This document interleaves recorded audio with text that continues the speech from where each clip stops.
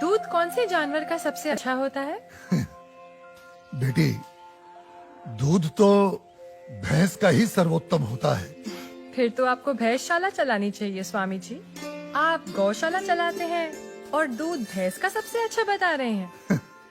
वो इसलिए बेटी, क्योंकि आपने दूध के विषय में पूछा है और दूध भैंस का ही उत्तम होता है। तो फिर गाय का दूध स्वामी जी? बेटी, गाय का दूध दूध नहीं, अमृत होता है। और हमारे लिए गाय जानवर नहीं, हमारी माँ है। वो कैसे स्वामी जी? बेटी, हमारे शास्त्रों में स्पष्ट उल्लेख है, गावो विश्वस्व मातरः, गाय संपूर्ण विश्व की माता है।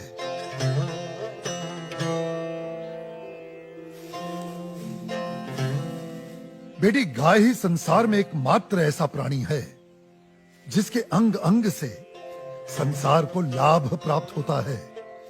गाय दया, ममता और त्याग की देवी है। गाय लोक मंगल का स्वरूप है। लोक मंगल का स्वरूप है? वो कैसे स्वामी जी? हाँ बेटी, गाय का दूध पीने से शरीर के साथ साथ मस्तिष्क का भी विकास होता है। गाय के दूध में 8 प्रकार के प्रोटीन्स, 6 प्रकार के विटामिन्स, अनेकों प्रकार के एमिनो एसिड्स और न जाने कितने प्रकार के दुर्लभ तत्व प्राप्त होते हैं। It's a complete and wholesome food. ये मानव शरीर के प्रत्येक रोगों के लिए वरदान है। इसीलिए ये अमृत है। अब तुम गौमूत्र को ही ले लो। गौमूत्र बेटी अद्भुत औषधि है और हमारे आयुर्वेद में तो कई सारी जीवन रक्षक दवाएं गौमूत्र को केंद्रित करके ही बनाई जाती हैं। अच्छा। क्या आपको पता है, अमेरिका अपनी दवाइयां बनाने के लिए काऊ यूरिन इंडिया से ही इंपोर्ट करता है। रियली? अब आओ गोबर पर। काऊ डंग, जिसका अज्ञानी लोग बहुत मजाक उड़ाते हैं, वही गोबर ईंधन और खाद यानी कोल और मैन्योर का काम करता है। It's a natural fuel and fertiliser. आपको पता है बेटी, गांव के कच्चे घरों की दीवारों पर गोबर लेपने से उन पर सूर्य की सख्त और विषाक्त किरणों का असर ही नहीं होता। ओह। बेटी, हमारे शास्त्रों में कहा गया है कि गाय के खुरों से उड़ी धूल यानी गोधूली अपने मस्तक पर लगाना तमाम तीर्थों में स्नान करने के बराबर है। लेकिन स्वामी जी, आपने ये गौशाला खोलकर जो बूढ़ी और दूध ना देने वाली गायों को शेल्टर दिया है, अगर कोई कसाई इन्हीं गायों को काटकर उनका मांस अगर बाजार में बेचता है, उसे तो 30-40 हजार का लाभ हो सकता है। लेकिन आपने तो इन बूढ़ी गायों को शरण देकर उसके पेट पर तो लात मार दी है। उस बेचारे का तो रोजगार छीन गया है स्वामी जी। हम कितने एहसान फरामोश हो गए हैं बेटी। चलो आज एक कैलकुलेशन करते हैं। एक गाय 20 से 25 साल जीती है। वो अपने जीवन काल में 15 साल हर रोज 15 से 20 लीटर दूध देती है।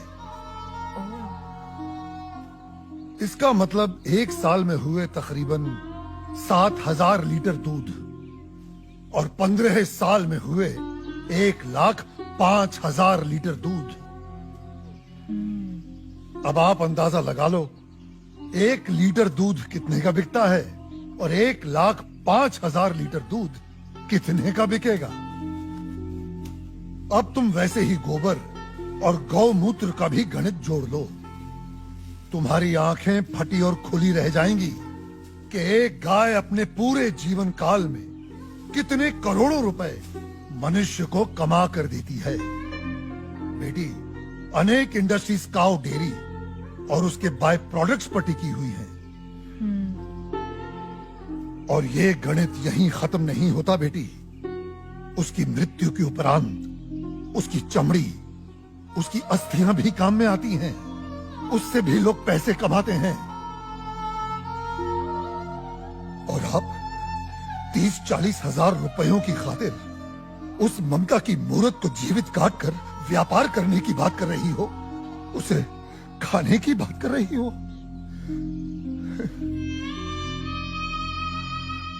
और कितना त्याग, कितना उपकार चाहिए एक प्राणी से। जिस मां ने अपने जीवन काल में हमें इतना धन दिया हो, हमारी सेवा की हो, उसके वृद्ध हो जाने पर, उसके बीमार हो जाने पर हम उसका त्याग कर दें, उसे अबैंडन कर दें। धिक्कार है ऐसी सोच को। बेटी अपनी मां के वृद्ध हो जाने पर उसे बेचा नहीं जाता, उसे काटा नहीं जाता, उसकी सेवा की जाती है। मैं आपकी बात से सहमत हूँ स्वामी जी, लेकिन आपका पॉइंट ऑफ व्यू प्रेजुडिस भी तो हो सकता है, क्योंकि आप एक हिंदू हैं। ओ मैडम जी, आप बिल्कुल गलत बोल रही हैं। मैं एक मुसलमान हूँ और मेरा नाम इस्लाम मुन्ना शेख है और मैं इस आश्रम का ग्वाला हूँ। और हमारे कुरान पाक में कहीं भी गाय के गोश्त को खाना नहीं लिखा है। हम हिंदुस्तान में रहते हैं। अगर गाय हिंदुओं की माँ है तो गाय हमारी भी माँ है। तो इसका मतलब आप भी गौ हत्या के खिलाफ हैं? 100%। हम हिंदुस्तान में गौ हत्या नहीं होने देंगे।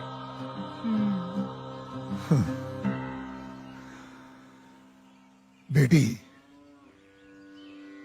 जितनी भी बीमार, लाचार और दूध ना देने वाली गायें हैं, जिन्हें हमारे अपने ही हिंदुओं ने अपने निजी स्वार्थ के लिए त्याग दिया है, हम उन सब गायों को अपने यहां शरण देंगे।